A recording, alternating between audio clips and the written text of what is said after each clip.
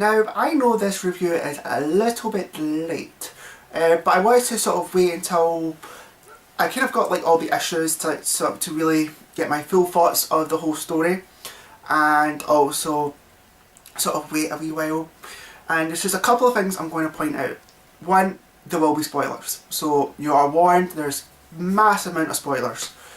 The second one is the events of this story doesn't involve the sort of the Batman Incorporated issue 8. That was its separate little thing, and some people feel that this was a bit of a cop-out compared to what that issue is.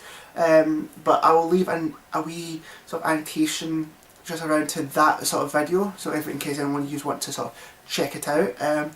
And thirdly, I'm going to talk about mostly all the issues briefly, try and speak as briefly as I can so I can quickly get through it and sort of to the main sort of plot, the main title of Batman. So without ado, let's get started. In order for me to get started with this, I feel as though we have to get to the sort of the plot of the story of this. So if you hadn't sort of known, Detective Comics came out after this whole reboot, and it kicked off with the last page where the Joker's face gets completely cut off.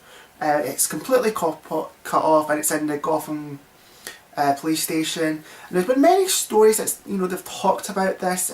Suicide Squad have done 2 issues with it, with the origin of Harley Quinn. That was actually really good. They've talked about this a few times, but Scott Snyder decided, let's make this sort of happen, and of course we have the event known as Death of a Family. Not to be kind of confused with Death in the Family, this is completely different, but it kind of like homages that kind of story. So the Joker, he's back, he's got his face and he's using it as a mask rather than like trying to get it stitched back on. And he's kind of like rekindling his old crimes that he's done since he was the Joker. So there's a lot of homages to the old Batman comics, and essentially what the Joker is trying to do is he's trying to sort of break the family of Batman, because he wants just Batman and no one else. No Robins, no Batgirl, no Nightwings, no other sort of Batman resources. He just wants Batman. And so there comes this ever struggle, and Bruce Wayne or Batman has been hiding something from the family as well. So it all kind of comes to this. It's trying to find the Joker, find out his madness, and really, really good. And Scott Snyder has done an amazing job. But I'll get to the main title pretty soon. Let's talk about the other titles first. Starting off with what I thought was the weakest, to the medium, and then to the titles that you should pick up. Okay, the weak links. The weak links are Detective Comics and Catwoman. For reasons for this is they don't really pay big importance to the Death of the Family storyline. Like Detective Comics has its own wee storyline going on, and I just felt that Death of the Family was just there just to sort of place that this is actually happening at this time. And it's just like a couple of panels where you see the Joker, they mention it, and that is kind of all. And then the next issue is about the Joker gang or something like that, but it doesn't really pay big importance to it, and it's not even worth picking up. Catwoman was a bit of an interesting one. It was good. I liked the comic. I liked how the fact Joker was messing with Catwoman, saying that she needs to be the Black Queen, like the queen of the whole thing, because that plays later into the comic. But in the end, she didn't really showed up in the Death of the Family in the main title at all anywhere. So I kind of felt this was just something that they thought, right, let's just put it in there and try and up the sales maybe with Catwoman a little bit. But as I said, you could pick it up, but it doesn't play any big importance. Now the titles I think are kind of like media or whatnot are Suicide Squad, Teen Titans, and Red Hood and the Outlaws. Suicide Squad, I would say you probably would need to pick up, because it's more focused on the events that have happened at the start of the title, and it's always great to see what the relationship between Harley Quinn and the Joker. and the fact that these two have changed so much throughout the comics and their opinions on one, and the Joker really is being physical and sort of mentally like abusive to Harley Quinn in these two issues. I feel this is pretty good in a way, and we just get to see how like even terrified the Harley Quinn is of this Joker, because this Joker, I will say he's the most scary Joker that I've seen in a long time. Now the Teen Titans and the Red Hood, they're the two titles that kind of play off one another. It'll first start off with Red Hood, and you'll see that Jason and Tim Drake and both have been captured by the Joker, and you know, he's kind of like saying such and such, and then the Outlaws and the Teen Titans are off to kind of like sort of find him, and that's where it kind of happens with the Teen Titans issue. It starts off with that, you know, they're trying to find, Teen Titans are in Gotham, they're trying to find their leader, and then they bump into the Outlaws, and then when it gets to the Outlaws issue, it's just them, you know, dealing with the situation at hand that's happening in Gotham. And then Teen Titans issue comes out, and it's just like Jason, Tim again. So I would say pick it up because it still plays important, but it is, those kind of titles they kind of differ a little bit, and I wouldn't say you don't have to worry about them too much because they don't really change anything within like the story a little bit. Now we get to the sort of those main titles that you should pick up before I get to Batman.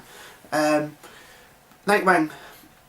To be honest, I saw this coming a way back. Like, see when Dick Grayson wants to kind of rebuild the amusement mill, you know, he's putting his whole life savings into it, he's putting everything into this project to make it popular, to bring the fun back into Gotham. You knew that the Joker was going to get his mitts on it and chaos was going to exude. So this wasn't really a surprising title for me, but I will say, like, the story is well done here. You should pick it up, and the events of after it is going to shape Dick Grayson for like quite a while, I will say. The Batgirl issue is actually a really interesting one because the first two issues, like the prologue and then the actual issue for it, were both sold out, and I had to spend a bit more money in order to get these issues. But they were really sort of well done, and obviously they added a little other factor that, you know, Batgirl's baby brother James Gordon Jr. is out of Arkham, and he's now, you know, messing with her again. So it was great to see that, and I think it's really interesting, and I'm looking forward to the events that are going to happen for her at the end. Now, when I said about my second opinion about the Batman Incorporated Edition 8, it's because of this little bit, Batman and Robin. This was actually such an interesting and kind of wee bit of emotional issue for any fans who like Damian, because if you actually know, Damian, I think, adores his father. Like, he loves his father so much and would do anything for him. So when the Joker is getting him to face him, like fighting, he doesn't want to do it, and he doesn't want to kill him, even if he's like Jokerized, because that's his father, and it's just so good. It's very well kind of story written, and I would say that is a definite pick up. And even the issue after that, and there's like an annual that they brought out that doesn't really pay a big importance to it, but those are kind of recommended as well. And then we all know what happened. Now we get off to the main title, the Batman title. Scott Snyder, he's done an amazing job, and the artwork, oh my god, it's so good. And I've got to say, as I probably said, I love this look of the Joker. This Joker represents the way that we see like horror today, like, you know, dysfunctional, crazy. You know, like if you saw like the Saw movies, it kind of like reminds me of like that, and I just like the whole look of it. Obviously, I don't think that look's going to stick for quite a long. I think they'll do something where they can actually, you know, keep his face back on, but I actually like it. I like the fact how Batman actually keeps secrets from like the people that he trusts. I think that's pretty cool. The only kind of problem is like the aftermath, or like to the last issue. It builds up really, really well you get to the last issue, and even though I would say the last issue is really great, so I would probably say this without spoiling too much, but it doesn't really, you kind of get it and you're kind of like, you're not getting what you expected in a way. And this isn't with, you know, Batman Incorporated issue 8 or whatnot. I would say is, you just kind of feel a bit, you know, like, I mean, it was good. I liked the way that they done it, but you kind of wish there was actually something that did happen in that story. But all in all, the main title is just really, really good, and I highly recommend it. Just quickly, there's one more title I would say to pick up, is the aftermath title of Red Hood and the Outlaws, and I'm not going to spoil it, but it's an issue I think you really should pick up, because I think this will change the whole comic of, you know, the whole comic of that series, like, entirely, I think, and you really, really should pick it up. Well, that is that. I think this is a great Joker story that we've kind of been needing for quite a while. Like, I don't think there's been any good Joker stories that have came out like in the early sort of millennia. I would recommend this to every single Batman fan, even Joker fans. This is a great title, and I can't wait to know what Scott Snyder does next.